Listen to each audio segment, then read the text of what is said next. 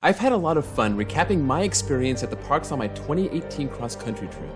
Well over 2 years later, I'm ready to release the final video of that series. 2 tiny ancient parks in one day, a day where I may have stumbled across the roughest coaster in the world. This is my story. Pennsylvania is arguably the best state for coasters, and we kicked off our 6-part Pennsylvania coaster tour with Waldameer on Saturday, July 14th, 2018. This is a small park with an outstanding star coaster, and we plan on splitting our day between Waldameer and Conneaut Lake Park. Today, I'm going to reflect on my experience at these 2 small Pennsylvania parks.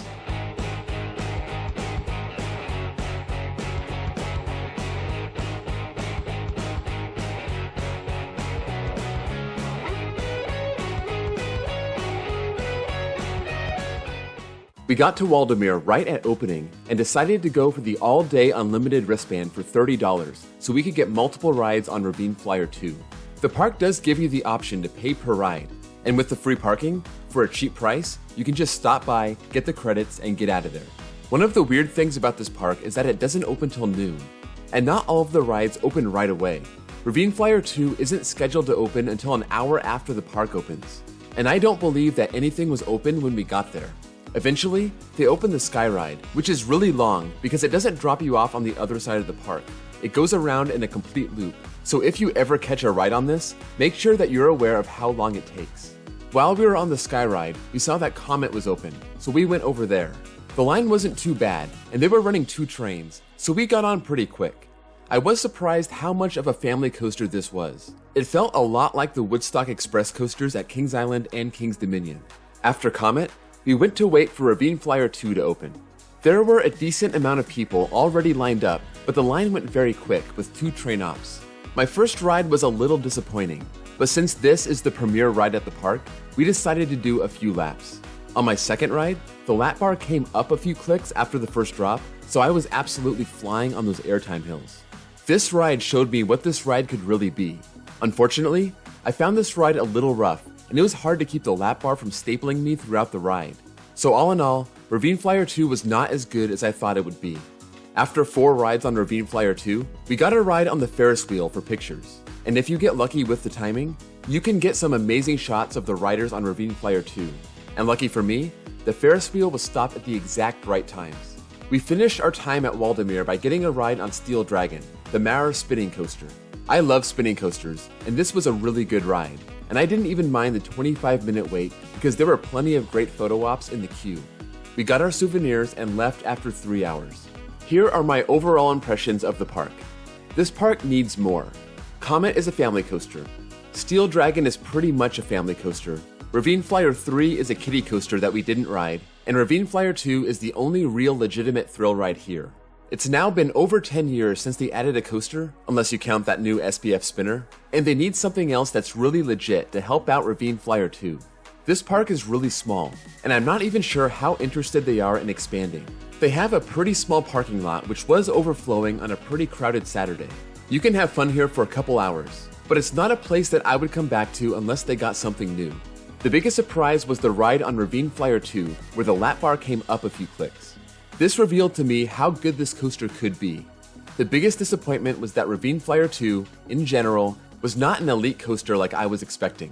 Its roughness was forcing the lap bar down, and it robbed the ride of the airtime that I knew it was capable of.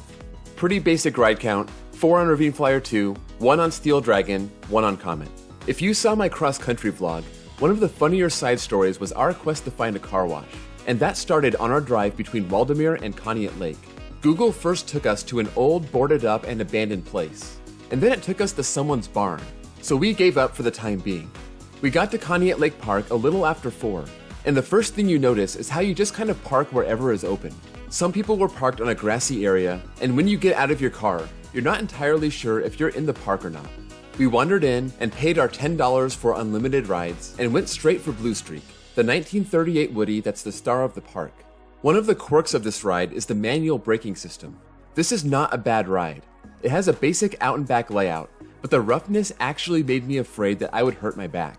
We rode the back row first, and then decided to do the front, which was slightly smoother, but one of the turns made me slam my knee into the lap bar. I actually felt lucky that I didn't break anything because it was extremely hard. I saw a couple girls that were marathoning it, and that blew my mind because after 2 rides, I was pretty much done.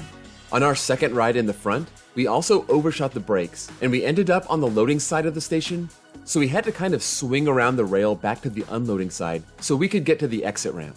It was weird, and it's something that you don't see at big corporate parks that put so much emphasis on safety. We then went over to Devil's Den, the indoor wooden wild mouse coaster, which actually turned out to be a fun ride. But the operations were unbelievable. The cars were bumping into each other, the operator has to shove the car out of the station and up the lift hill. The car that we were going to board was actually going up the lift hill before we got in, so the operator ran over and grabbed it to bring it back. It was just bizarre. The whole Conneaut Lake experience was bizarre. I don't really have any suggestions for this park. They haven't gotten a new coaster in 50 years, and basically it is what it is. It's good for a visit if you're an enthusiast and you want some unique credits, but just be aware of what you're walking into.